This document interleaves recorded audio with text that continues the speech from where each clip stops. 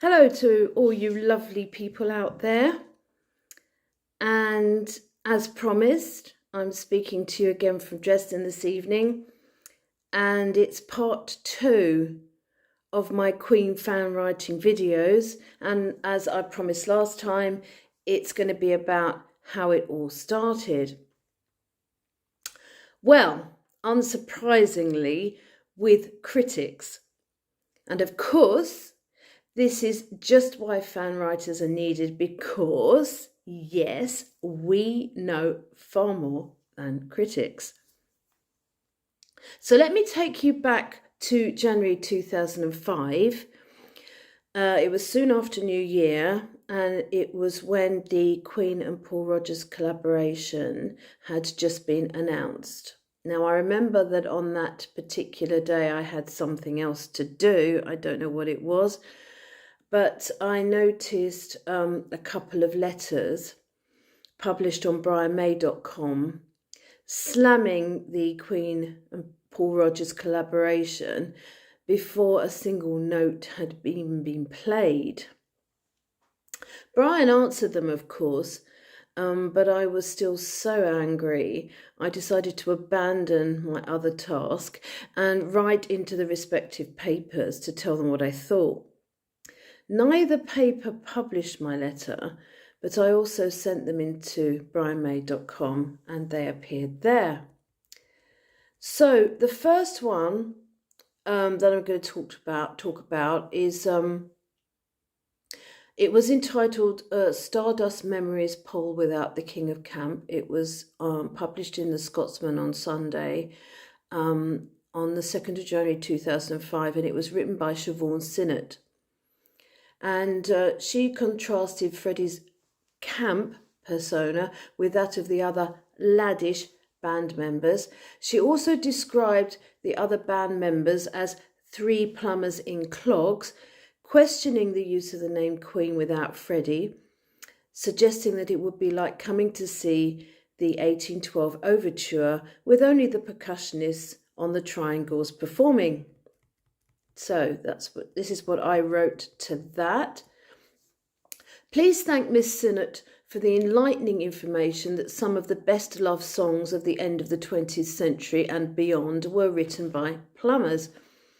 I'll have to arrange to have one sent round to fix her waste disposal system, which appears to be spewing misdirected sewage into the columns of your newspaper.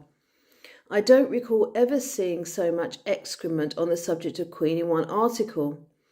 The analogy of the 1812 overture doesn't work at all. You can't compare an orchestra with a 4-piece band where all the members contributed to the compositions. The name Queen, which will be used exclusively of that of Paul Rodgers in the forthcoming tour, has been used since the passing of Freddie Mercury and since the more recent retirement of John Deacon, in concerts such as the Party at the Palace and the 46664 concert, so to object to its use now appears to me to be gratuitous. Finally, how do you honour a dead person?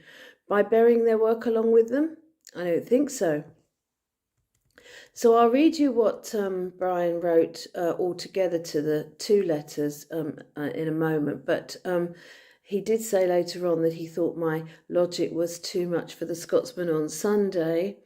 Not that he's got anything against Scotland, actually, because his mother came from there. But I did use that for a while. You know, here's the writer whose logic's too much for the Scotsman on Sunday. There you go.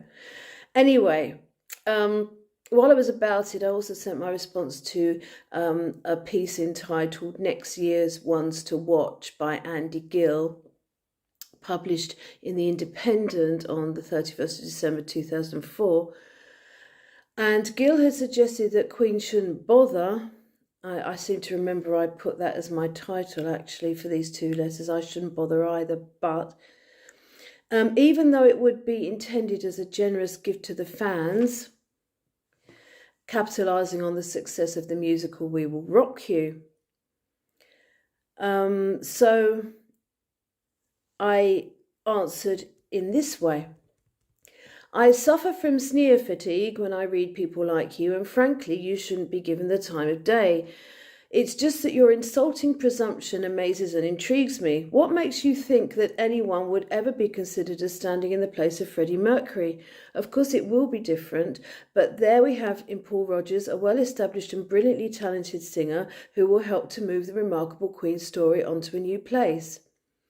You've obviously no idea of the size and extent of the Queen fan base worldwide, and so many young fans try and tell them that Queen shouldn't bother. As for being a generous gift, yes, I humbly admit I'll be a grateful fan if I can get hold of a ticket. As Brian May so skillfully observes, are you grudgingly admitting that We Will Rock You has been a phenomenal success? It's interesting to see you tie yourself in gargantuan knots of contradiction over the fact that the musical has generated so much interest in Queen, but for some obscure reason you suggest the demand should remain unfulfilled.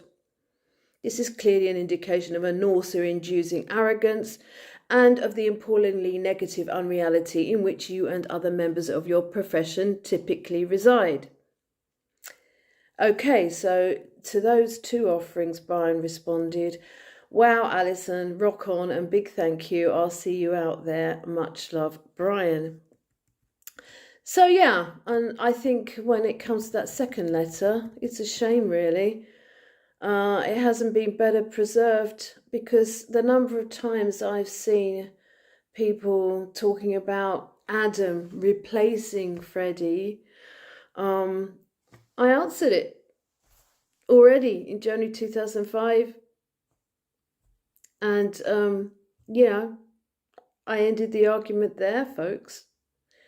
So, moral of this story is maybe, fan writers, we do have our uses. And there was a time before all these Instagram visuals and videos, and I'm not, I'm making one myself now, so I'm not criticising that. But, fan writing had its place. So maybe it can make a comeback. Hope so.